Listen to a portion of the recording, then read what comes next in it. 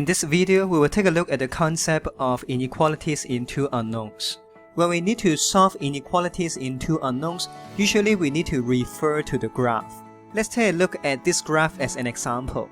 Here we can see that the straight line of y equals x plus 6 is drawn on the graph paper. This straight line has divided this coordinate plane into two halves. The half plane which is above this straight line is called the upper half plane, while the plane which is under this straight line is called the lower half plane. In this way, this straight line is actually the boundary of these two half planes. In the upper half plane, we can see that for the same value of x, any point in the upper half plane is always above the boundary. Similarly, in the lower half plane, for the same value of x, any point in the lower half plane is lower than the boundary.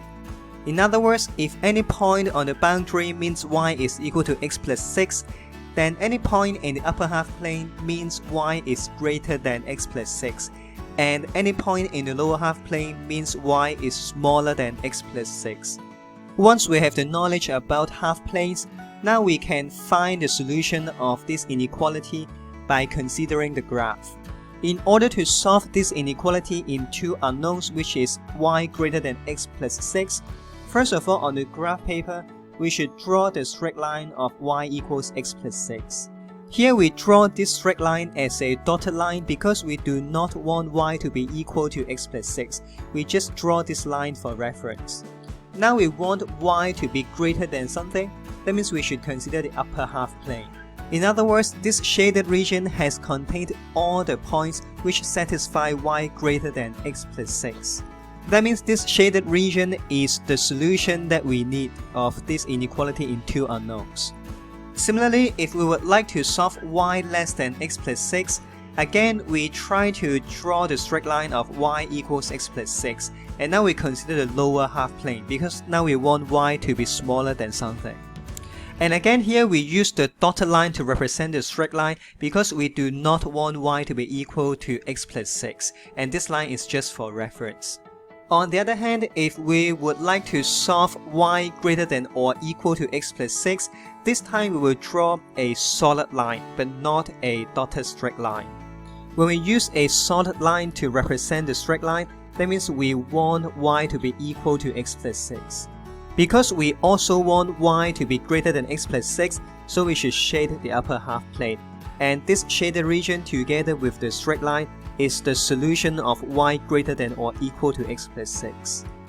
Similarly, for y to be less than or equal to x plus 6, in order to solve this inequality in two unknowns, again we draw a solid straight line, y equals x plus 6, and then we shade the lower half plane. And this shaded region together with the straight line is the solution of y less than or equal to x plus 6.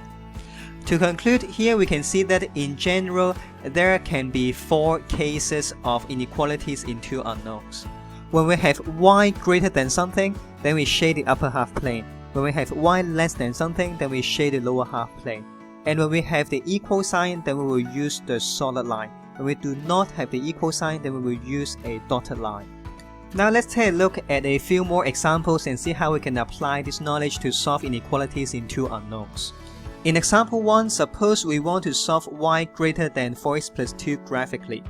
That means first of all we should draw a straight line, y equals 4x plus 2. And since now we do not want y to be equal to 4x plus 2, so we use a dotted line. In this example, we want y to be greater than something. Therefore, we shade the upper half plane. And this shaded region is the solution of this inequality in two unknowns.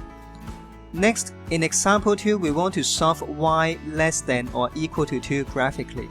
Here, please note that this inequality is just in one unknown, but not two unknowns. But still, we can locate the solution on the graph paper. In this example, we just need to draw the straight line of y equals 2. And we use a solid line because we want y to be equal to 2. And now we want y to be less than something. That means we shade the lower half plane. That means this shaded region together with the straight line represents the solution of y less than or equal to 2.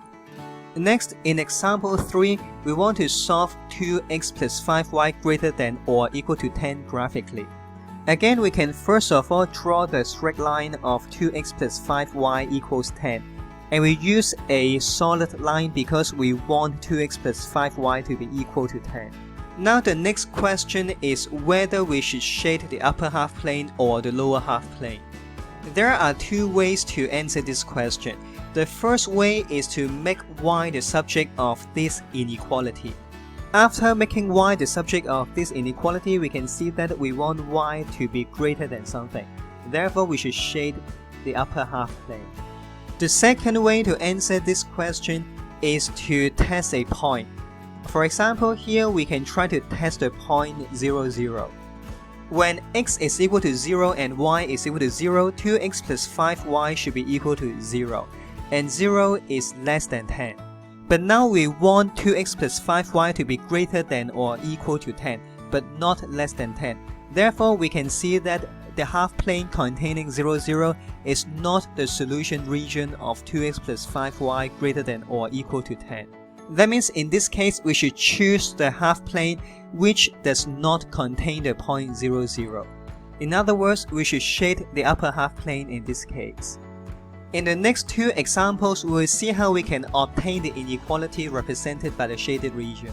In example 4, we can see that there is a solid straight line of 3y minus 2x equals 7, and the lower half plane is shaded. Again, there are two ways to obtain the inequality.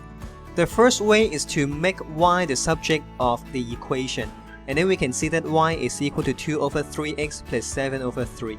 Because we can see that the lower half plane is shaded, so we can conclude that the required inequality is actually y less than something. And we include the equal sign here because there is a solid straight line. Of course, the inequality will look better if we rewrite this in the form of the given equation.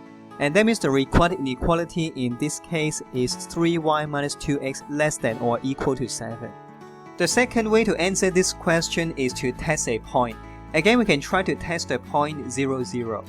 When x is equal to 0 and y is equal to 0, 3y minus 2x is equal to 0, and 0 is less than 7.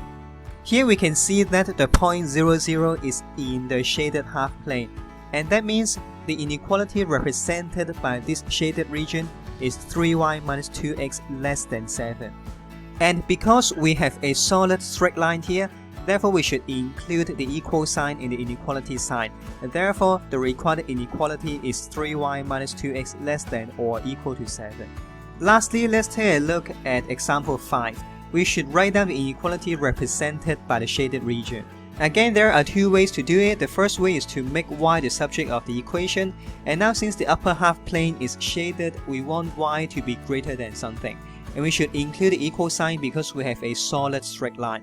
Therefore, the required inequality is y greater than or equal to minus 4 over 5x plus 8 over 5.